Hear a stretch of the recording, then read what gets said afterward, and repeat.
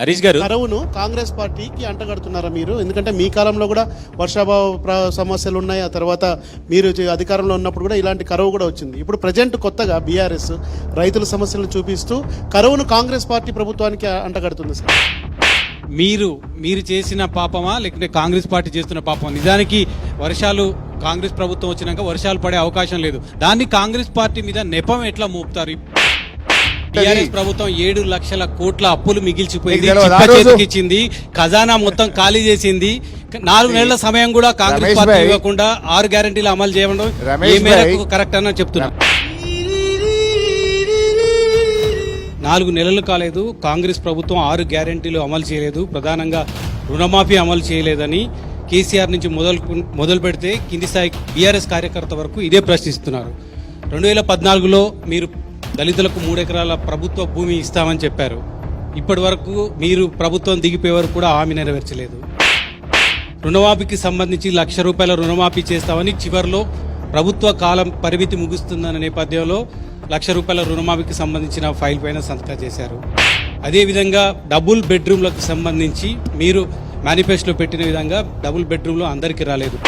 ప్రధానంగా మీ మేనిఫెస్టోలో 2018లో ₹3,016 నిరుద్యోగ భృతి ఇస్తామని చెప్పారు.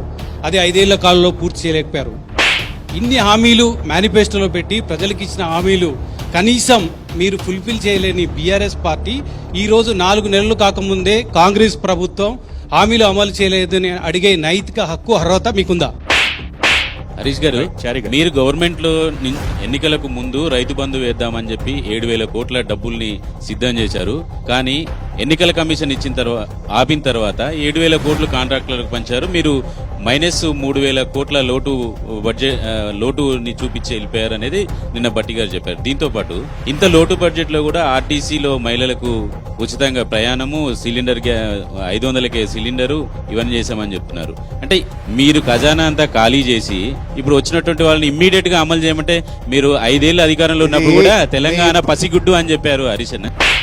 ఒక విషయాన్ని గుర్తు చేస్తాం, గతంలో తెలంగాణ ఉద్యమంలో ఉన్నప్పుడు తెలంగాణ భవన్లో కేసీఆర్ ఒక మాట అన్నారు, కాంగ్రెస్ వాళ్ళు ఎమ్మెల్యేలు అందరూ తీసుకుంటున్నారంటే నువ్వు అక్కడ గుయ్యం అనిపించక వచ్చి నన్ను అడుగుతున్నావా అని చెప్పి అదే ప్రశ్నని అదే తెలంగాణ భవన్లో కేసీఆర్ని అధికారంలో ఉన్నప్పుడు అడిగితే వాళ్ళు వచ్చి జైన్ అవుతుంటే నేనేం చేయాలి, నేను జైన్ కాకుంటుంటావా, నా ప్లేస్ లో నువ్వు ఉంటే ఏం చేస్తావని చెప్పారు. ఇప్పుడు ఇదే ప్రశ్నని మళ్ళీ హరీష్ రావు కాంగ్రెస్ వాళ్ళు మా ఎమ్మెల్యేలను తీసుకుంటున్నారు తప్పు అంటున్నారు. అంటే మీరు చేస్తేనేమో దాని ఒప్పు మీకు రాజ్యాంగం వర్తిస్తుంది, వేరే వాళ్ళు చేస్తే ఒప్పుకోరా? 2018 ఎన్నికల సమయంలో కూడా వాళ్ళు ముందుగా నిరుద్యోగ వృత్తి ప్రకటిస్తే మీరు కూడా ప్రకటించారు. 5 ఏళ్ల సమయంలో కడెన్సీ కమిటీ వేసామన్నారు, అడిగినప్పుడు 5 ఏళ్ల సమయం ఉందన్నారు, ఇవ్వలేదు.